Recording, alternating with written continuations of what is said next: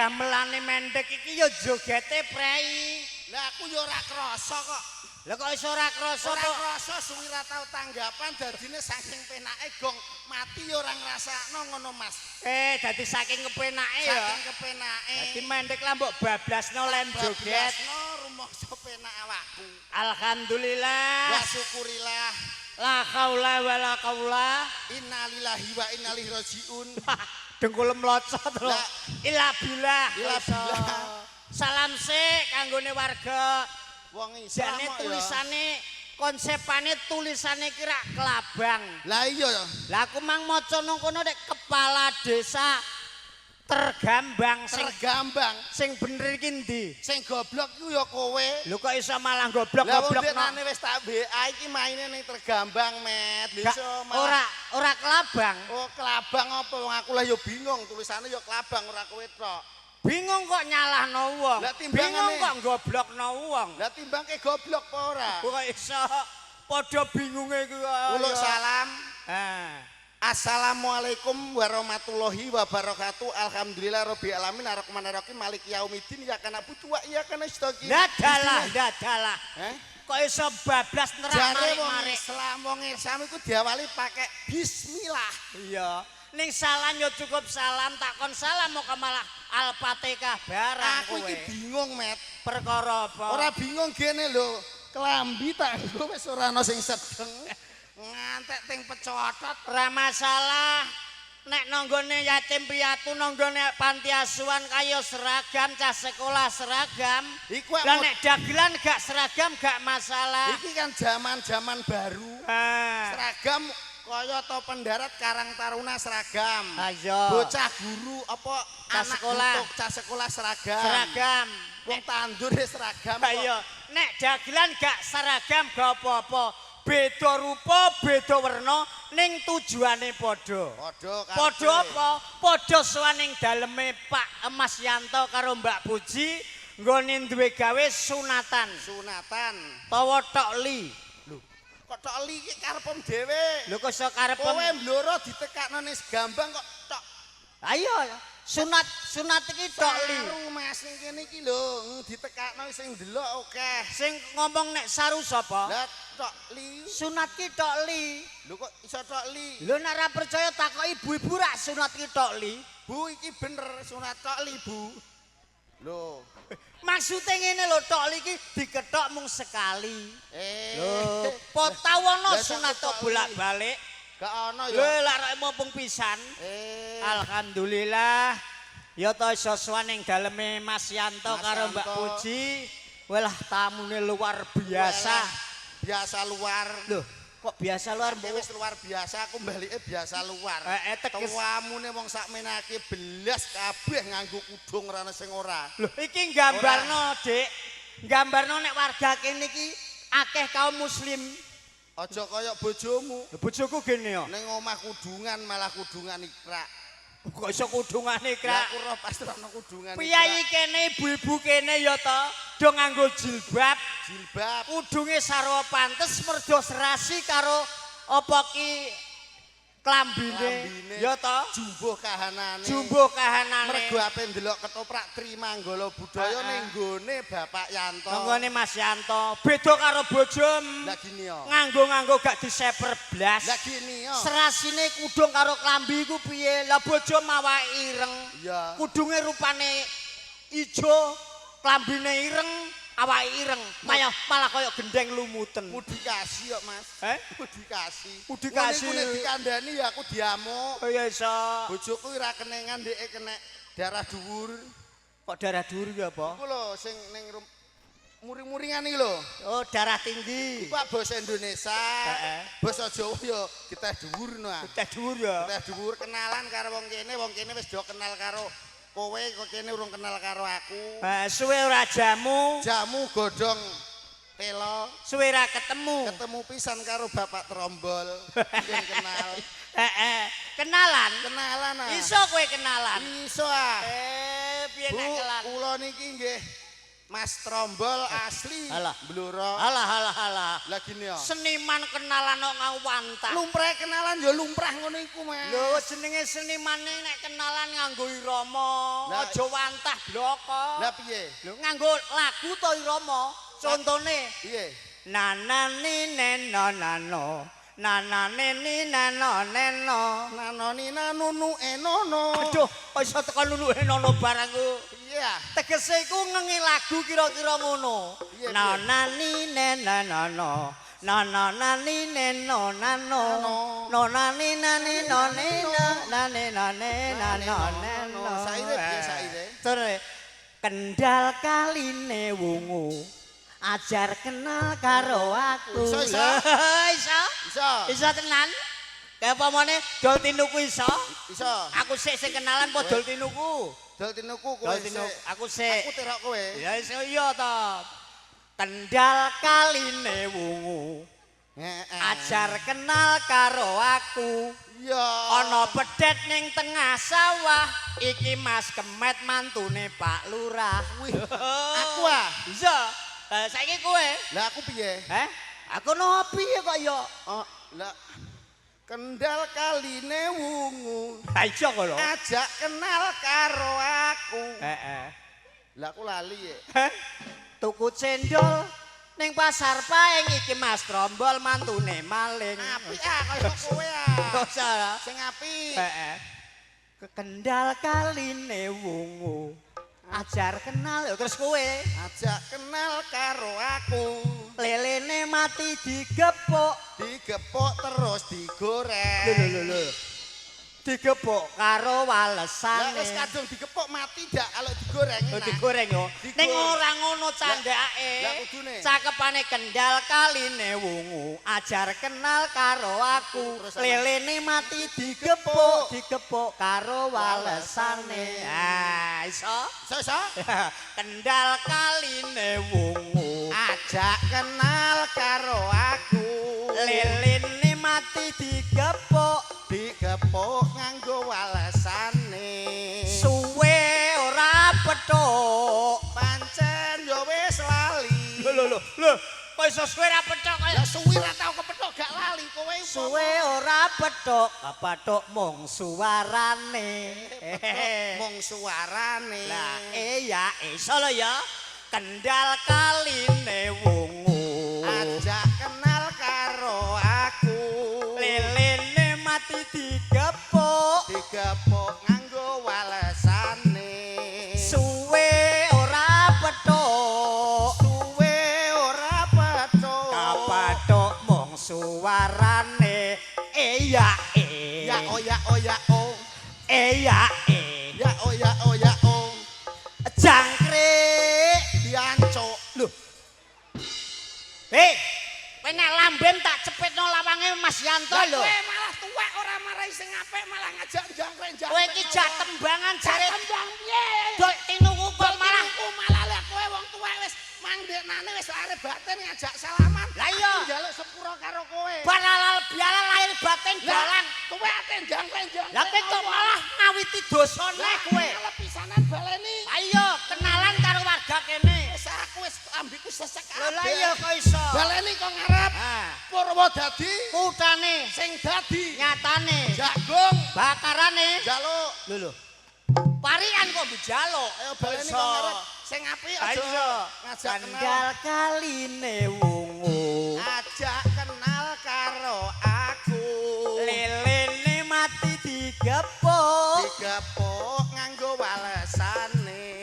Suwe ora petuk. Kepatuk mung suarane. Ya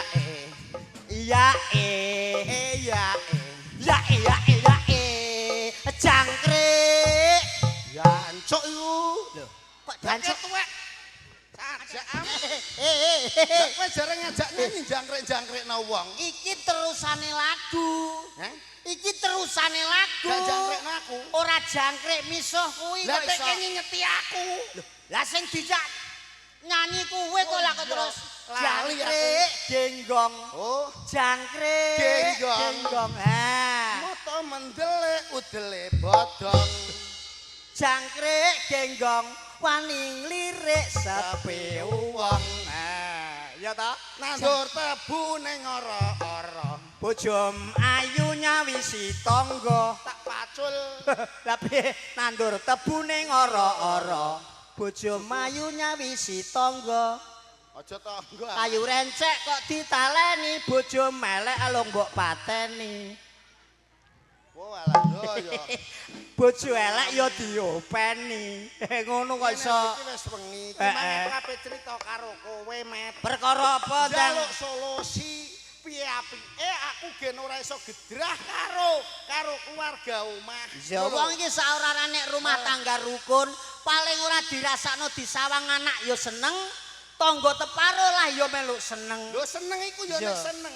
Saiki bocah iku kudune bocah do bocah wong tuwa gak usah milu-milu. Lho iya, Bocah anakku lagi SD bocah kelas 1. anakmu kelas 1. Kelas 1 bocah tukaran del-del. Iya. Lho wong tuane kok milu-milu. Lah aku wis tak empet. Lho wong tuane milu-milu kok miso-miso anakku ape ditempilingi. Anakmu. Iya lah aku sebagai wong tuwa ya, Met. Lho iya terus. Aku yo melok nesu ah. Lho iya kok wong bocah do bocah wong tua kok melok-melok. Mureng-mureng. Aku saking nesune langsung roh nek ngerti anakku dicempiling. Iya. Aku mek celurit. Wah, Kowe mek celurit. Lah lho cah kene premane. Lho iya terus Tak bacok cerot. aduh doh mateng ayo aku. wis. Dihukum kowe kasus kowe. Ora masalah pokoknya dihukum wong aku ora tau mlebu. Wong sing nempiling anak mbok bacok celurit. Bacok cerot. Mateng aku kasus kowe. Dulure telu do teko lanang-lanang. Heh? Walah, Iya. aku dikeroyok. Ora trimo ngono. Ora trimo aku melayu melompat tembok Eh. ana wong numpak sepeda motor. Iya. Sepeda motor tak buatem dia. Iya. Montore tak dialuk wonge mati. Waduh, mateng iki tambah kasus. Waduh iki perkara tumpuk undunge bar bacok anake apa wong tuane bocah mang kowe terus ngampleng wong sing numpak motor. Suwe. Loh, Numpak dia buan redias. Walah, aku diadang polisi sakijang. iya. Walah dia Petugas. Petugas. Heeh. Dia lapor ngebel karo Kapolsek. Heeh. Aku ape dibedel, dipistol, Heeh. pistole tak jaluk. Lho, petugas mbok waneni iki. Pistol tak ayo tak tembak tuwor. Waduh, mateng aku. Mati loro. Walah cilaka kuwi kasus tumpuk undung kowe dihukum sak kathok-kathokem kowe. Nang penjara mati kowe nganti. Gak sak kathoke ya. Heh? Iku lho sak Kok kowe dihukum nganti sak jero-jerone ngantek sak suwe-suwene. Lah wong kene wis kadung mangkel aku dicewekel wong sak desa wong akeh. Kowe dicekel wong sak desa. Dia dicewekel diwangkul, dia aku diworo-woro ceweglok mblak. Yo salah. Kowe tiba. Ceblok mblak. Teglok. Nang ndi? Nang Ndoramben. Heh? Ndoramben. Lah terus Ngipi yo. oh jangkrik mah jebule nyipi. Aku dhewe iki mang usume nganane kan usume riyaya. Bodho iku mang wong do salaman do ngapura-ngapuronan. Iya. Aku malah geger karo kami tuwa. Perkara apa? Kami tuwa lho mbok. Aku ora trimo. Aku ora urip bojo karo bojoku wis pirang-pirang taun. Iya wis ana 20 taun luwih. Lha ya cul nom tak openi ngantek ndi anak 5. Iya. Lho saiki wis ndi anak 5. Lho kami tuwa iku ora dolan omahku malah nyuwara ora genah. Lah gini yo. Anu bojoku malah sampe dikon melok kabeh kok. Sapa? Bojoku malah dikon melok kabeh. Ora ngono kabeh karo aku ganteng ndi. Baleni kok ngarep iki piye ceritane kami tuwa mau. Nek bodho kae lho ya, aku geger karo kami tuwa. Ya bener. Perkarane ngene, lah bojoku ora wis tak ingoni culnom. Ya cul. Ngantek saiki ndanak 5 iku lho. Nah, rumah tanggaku ya tentrem-tentrem ae. Barang ngono kami tuwa dolan ning nggonam. Heeh. Ngrembug kowe. Rembug aku. Bojom dikon melok. Bojoku malah kon melok kabeh. Lho ora ngono ah. Kabeh ku karo aku ganteng ndi? Lho kowe iku Umure tuwa ndi kabeh ku? Wong bojoku kok malah dikon melok kabeh. Asane aku wis gak seneng piye? Lho kowe iso kowe dhisik tau sekolah apa ora? Aku mangan sekolah entek 3 kok. Masuk alah. Iku karepe kami tuwa ya ana benere. Ngandani kowe sakake mergo wis tuwa anak mlima. Kowe kok malah ngewangi kami tuwa iki piye? Kowe iki jarene, kowe iki jare ponakku, kowe iki yo anakku. Lho kok malah ngewangi kami tuwa? Ya iki ngene lho, Met, ngene tak dunungno. Piye? Kami tuwa mara ning nggonem. Heeh. Karepe ndek niku sakake kowe. Aku sakake ini gene ya. Aku ora yatim piatu. Ora perkara yatim piatu. Lah piye? Anak emak 5 wis tuwa karepe kowe dikon leren. Oge ora ndek anak neh, melok anak bojomu dikon melok kabeh. Lah iku apa? Wong aku jes seneng karo bojoku kon melok kabeh. Kabeh karo aku ganteng ndi? Kabeh karo aku tuwa ndi? Kabeh iku gak wong ya nyuk. Kabeh iku gak wong. Kabeh? Kabeh iku tegesean bojomu gen gak metang-meteng. Kabeh ku gak wong. Undang-undange pemerintah. Oh, saku kabeh ku. Undang-undang pemerintah iku kudune wong wedok iki nek wis anak loro kon kabeh. Oh, dadi kabeh iku jenenge werna telu. Kabeh suntik, kabeh spiral. Pil. Kowe ya iso carane. Ade ra iso gene. Kabeh apa emang? Kabeh ya suntik. Spiral. Pil. Lah nek kabeh suntik carane piye? Suntik iku kowe mara ning gone Puskesmas, kondo nek kabeh suntik gen ora duwe anak disuntik bokonge mak cethu. Manggone bokong disuntik. Iku kabeh suntik. Kabeh suntik. Lah nek kabeh pil. Kabeh pil malah penak carane piye? Kabeh pil kena ape mapan turu. Kobe pile dibuka diombe karo banyu lah iku jenenge kabeh pil. Diombe. Diombe. Lah nek spiral carane piye nek kabeh suntik iku ning bokong ceplus. Plus. Lah, iku nek kabeh pil iku diuntal. Lah nek spiral nek kabeh suntik iku ning bokong blus. Iya. Lah nek kabeh pil diuntal. Iya. Spiral kok iso. Ayo pil neh kowe tak sampluk lambe ora iso. Lah spiral sing rasa apa? Seneng ame. Alhamdulillah. Dongane piye karo Dik Dava sing disunati? Muga-muga seger waras iki biasane wis sunat ndek nanane iki karek ngrowo. Arek seneng-seneng. Seneng-seneng. Iki njuk lagu. Lagu? Iya. Iso kowe? Lagune apa? Iso ah. Iso apa ora? Piye sing piye lagune? Sing lagune Sing apa? anyar apa sing kawak? Nek sing lagu kawak. Sing kawak aku wis lali kok. Lah nek sing anyar. Ya urung apal lah, Mas. Lho iki ngetari wong sak nenteng-nenteng asaku ora ya sing kawak wis lali. Sing anyar wis apa kurang apal lali janjine. Lali janjine. Muga-muga ora padha lali janjine. Janjine Pak Yanto karo Mbak Puji wis ditetepi nggone ngruwa putrane nyenengno parang putrane sing disunatno muga dadi bocah sing soleh bekti karo wong tuwa loro migunani nusa bangsa lan agama. Tamune pirang-pirang kuwi pertandane wah Mas Yanto karo Mbak Puji piyene mesti blater. Blater gemah ripah karo tangga tanggane. Pokoke mesti rukun karo tangga, guyub karo kanca. Lali janjine. Ya jajal suarane tak cobane Mas trombol. Monggo. Sok penyetane mang isih penyetane. Lara isih yo gamelan yo gak apa-apa. Lali janjine. Kayak Roni malah.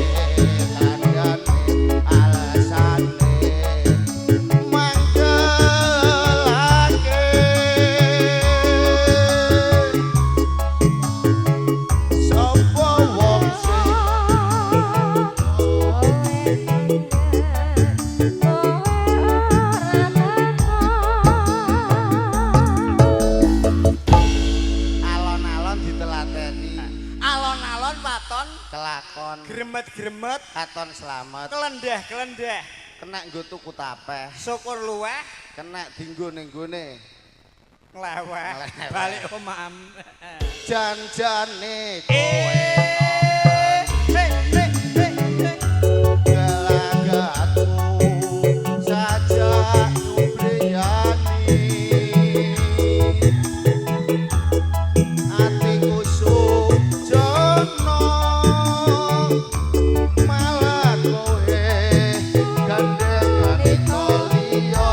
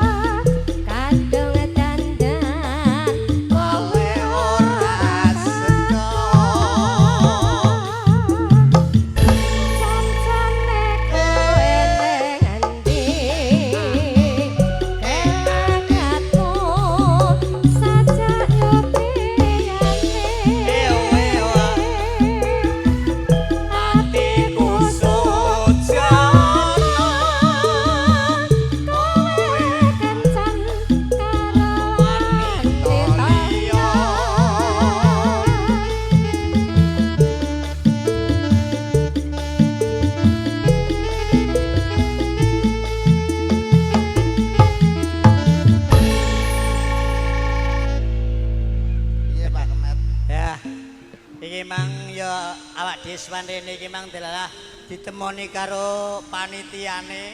Ya ditemoni karo keluargane Mas Yanto. Matur nuwun. Nek ketoprak awan iki disuwuni lakon bengilah bene ya njuk lakon. Sampurnane Wali Songo utawa anane Sunan Kalijaga. Kowe nganggo klambi ireng, blangkon ireng, agek metu dikira Sunan Kalijaga. Ora Sunan Kalijaga. Kali apa? Sunan Kali anu jaga kali nek kowe. Lah wong aku agek munggah diku kero. Lah gawe nek nomang anu nyetrum, golek iwak tawu, lha kowe apa ora jaga kali? Jaga kali. Didelok babare lakon kaya piye sampurnane Sunan dumadine Sunan Kalijaga kaya piye. Iya bener. Lho ya ta sepak terjange ketoprak Trimanggala budaya sing wis dikawentarno, dikabarno saperangan wilayah Bancari ana sing Wis krungu nek Trimanggala budaya iku wis ora ana. Ning kasunyatan ijeh ngadeg gejeg. Lho ya ta? Ijeh kasunyatan. Ijeh gagah. Ijeh prakoso. Monggo monggo.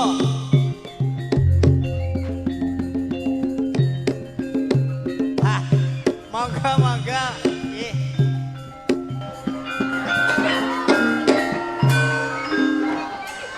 Pun tepat derek kalih abdi enggal menika.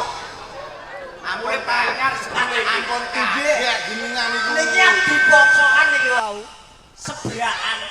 Temosan. Jenenge sapa iku? Ah monggo pun manuk Sampeyan badhe ngesake kula kang ngarep-ngarep nggih kula saged. Sampeyan niku senengane aku ditinggal terus. Lho kok ditinggal piye? Pripun kabare sehat ta mboten? Alhamdulillah wa syukur. Kowe wong loro do sehat aku ora tek sehat to. Ora sehat iki ra ana perkarane. Asam urate kula kambuh. Lho, asamu.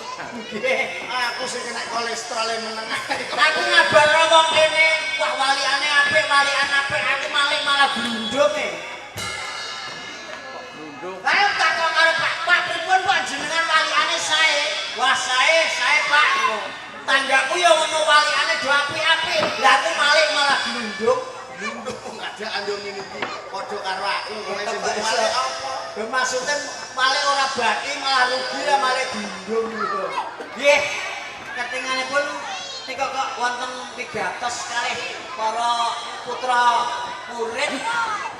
Pancen ora kleru. Nggih. Tenane tekaku ana ing rompoe sampean sepisan aku iki kangen. Sing jangkep lorone aku lagi wae sowan ngersane Rama Sunan Ampel. Sakwise aku sowan Rama Sunan Ampel dawuh lawan aku kang supaya aku melu siar agama Islam ana ing laladan Jawi Wetan. Nggih. Sarene niatku kepengin sepisan ajak barang kang apik nigine kelawan agama Islam ya agama Rasul. Aku kepengin siar agama Islam ana tanah Jawa, mulane aku sarujuk lan saguh ngayahi kewajiban supaya siar agama Islam ana ning tanah Jawa Wetan. Ning yo ngene. Nggih, dos pundi?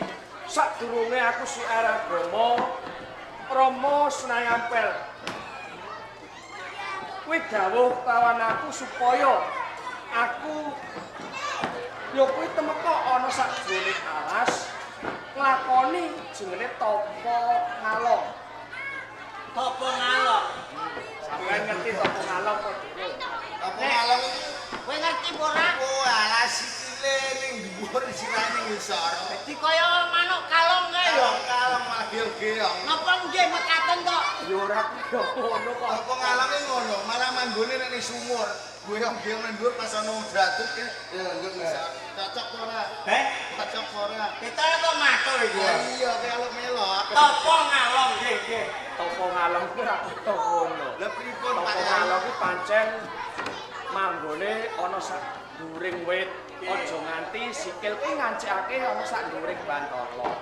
Ngoten. Mon dhuwur wit, ora kena sikile nang lemah. Kaya kowe karo aku iki depan. Nggih ngerti nggih. Nah, ajeng benjang menapa enggalipun badhe miwiti tapa ngalong menika? Ora usah dadak ngenteni besok. Tak kira dina iki dina kang prayoga. Nek pancen sampean kabutan sampean kena mapan ana sajroning santai ngampar kene. Ning umpama sampean kepengin nderekke kelawan aku ya ora dadi boyo panapa. Ngaten nggih. Monggo menawi kersanipun Krisna mekaten kula namung nderek. Kaya ngono. Yo sawetara ae cepat nyuburake.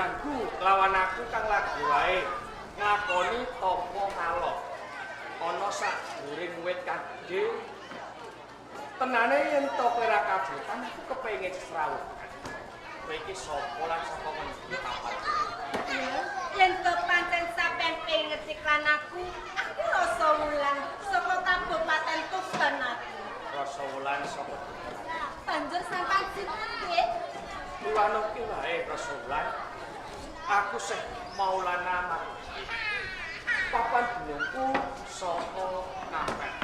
Saya Maulana. Yen to ngaten kula kepengin tangkep dhateng panjenengan. Saya Maulana. Kenging menapa kula niki ora nembe kemawon tapa ngidang. Lah inggih to, anggen kula tapa ngidang nika sampun taun sanget kula niku ngelak kondang kula.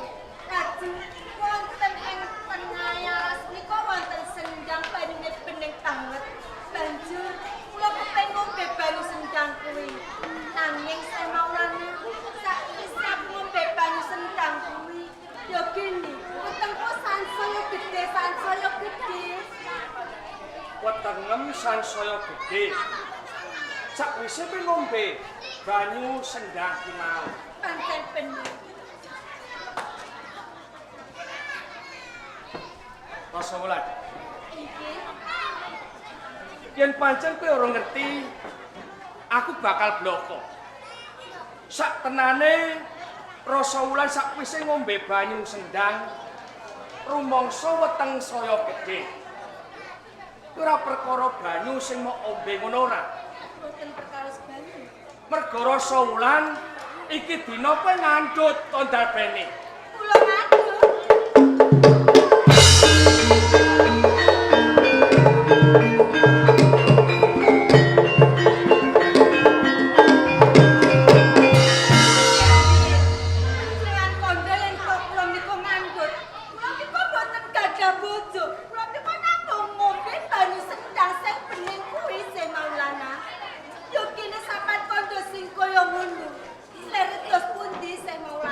Umpama kowe ora percaya, wis jamak lumrah.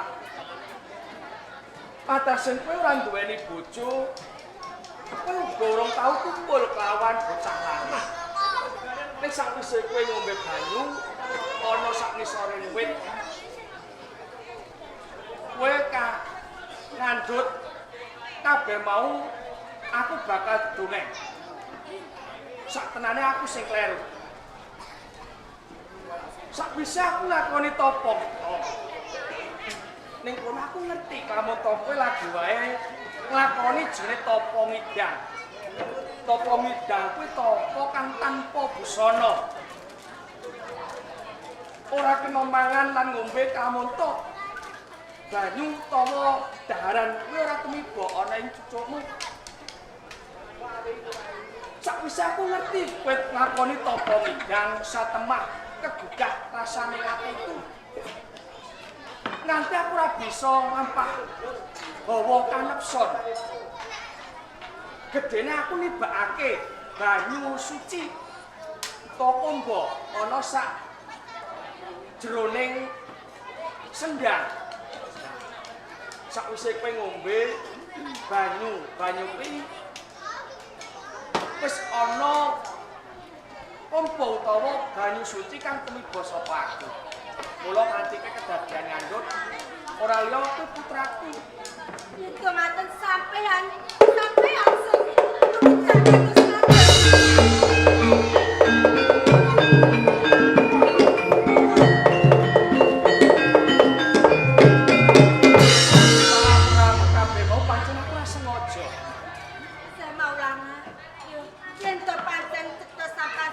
nuwun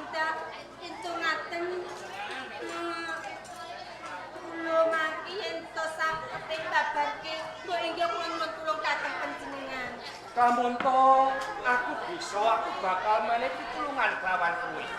Saiki apa sing dadi penjalukmu? Penjaluk kula niku kula kepengin sanget punang cabang bayi menika lair mboten saking dalanipun. Kowe njaluk lairing konang jabang bayi, kowe ora lewat dalane.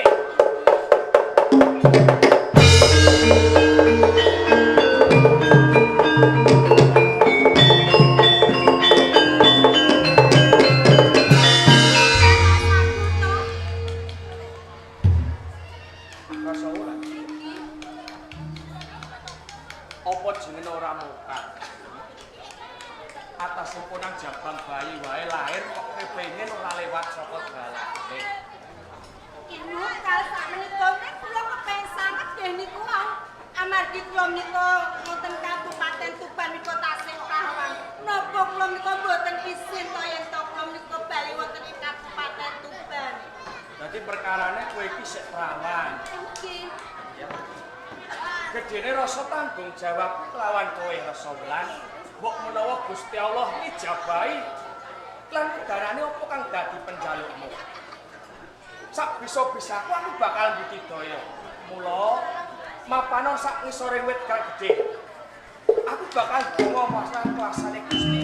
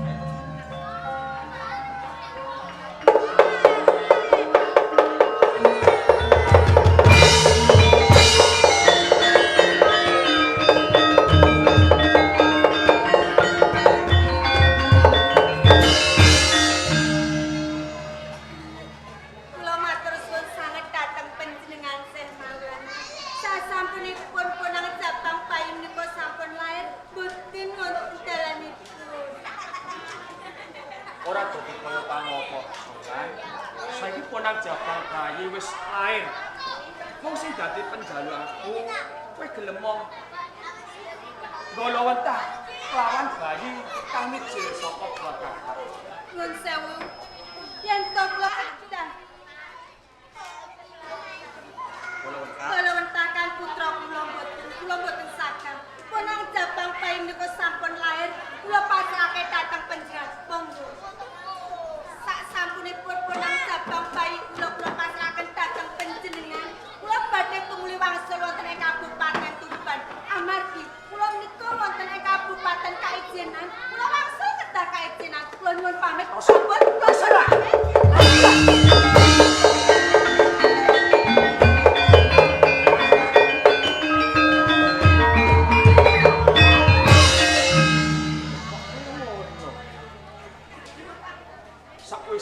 Jabang bayi lahir Rasa Wulan ninggalno kelawan punang jabang bayi kapur dipasrahke karo aku. Mongko niatku kepengin siar agama Islam. Lah nek nganti aku nggo ngomong wujuding punang jabang bayi mesti wae bakal ribeti nggonku lumaku siar agama Islam. Ya. Rasa Wulan mung tak pujekke muga bisa kalih sing sambikala. Tak jumbuhke karo kahanan. Sarane punang jabang bayi durung duweni jeneng utawa jimat asma. Nggone Rasa Wulan ngakoni tapa ngidang. Sineksenan jagat lan saisine. Putrane Rasa Wulan uga putraku bakal tak wenehi jimat asma Idang Latas.